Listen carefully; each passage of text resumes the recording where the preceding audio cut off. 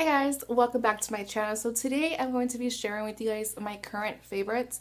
Now I have not filmed a video in such a long time, and as many of you guys already know, I do not have a camera yet.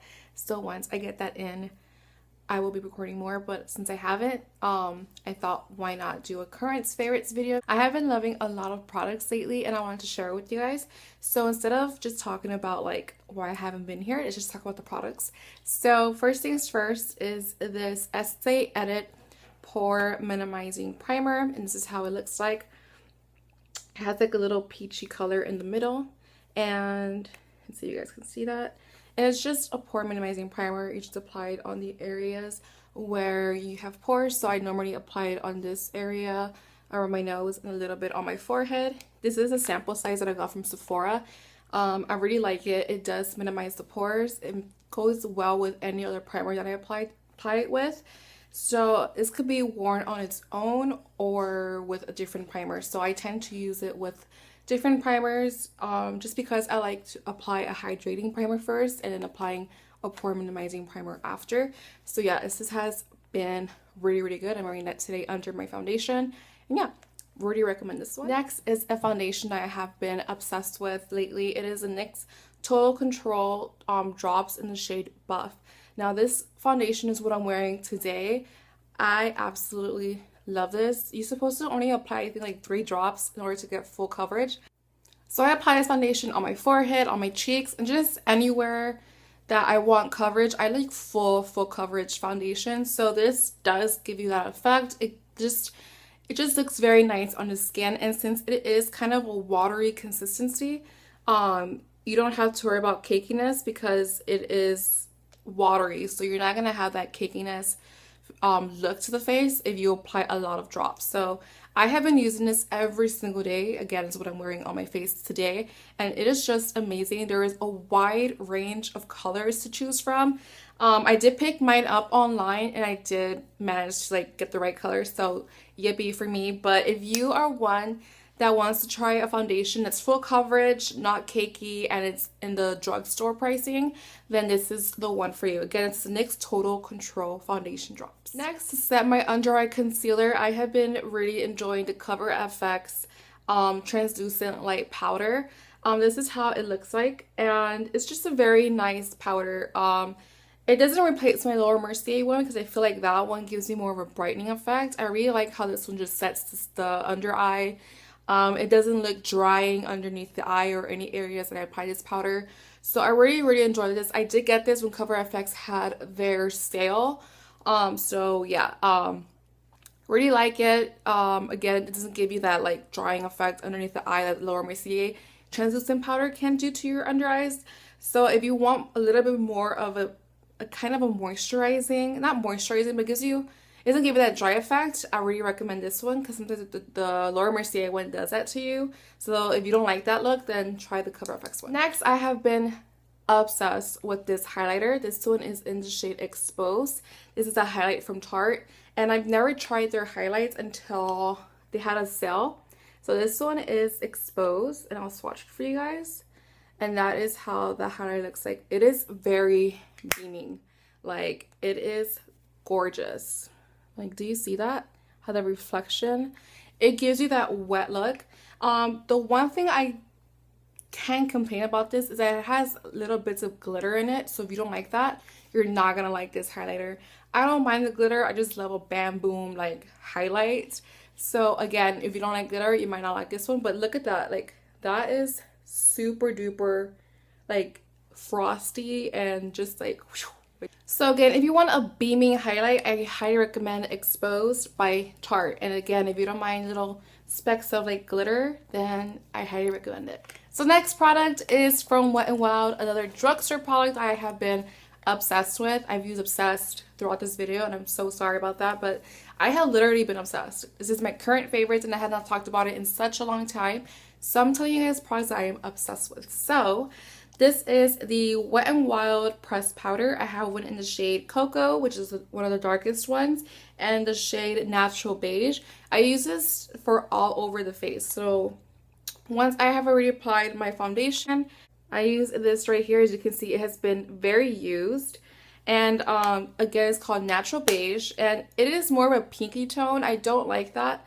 I noticed that a lot of these powders are more of a pinky tone, but for some reason this just works really well for my face and my skin tone. So I've really been liking this. It is very lightweight. I get a big fluffy brush and just like put it everywhere, and it sets the face really nicely.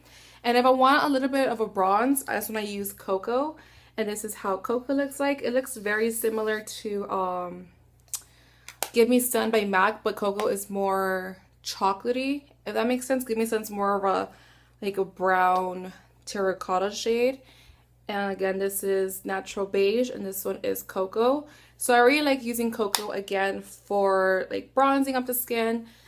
They are very pigmented, very soft, and very affordable, so I highly recommend you guys trying these out if you want kind of a dupe for like the MAC what is it, the mineralized skin finish powders that I really enjoy using as well.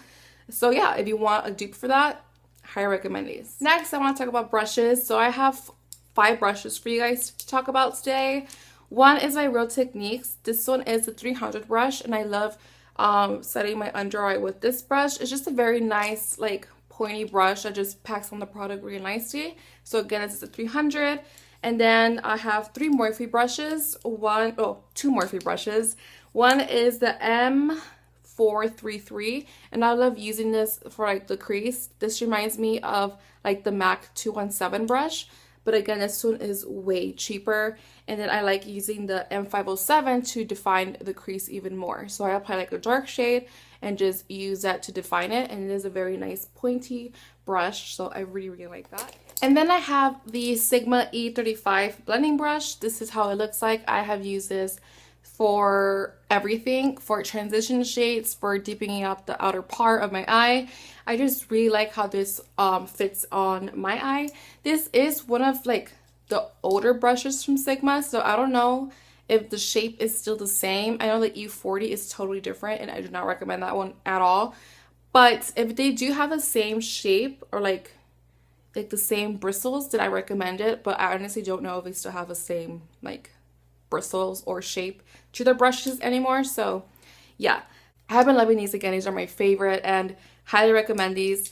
And then I like the Real Techniques 200 brush. Wait, these 5, yeah, they're 5 brushes, making sure.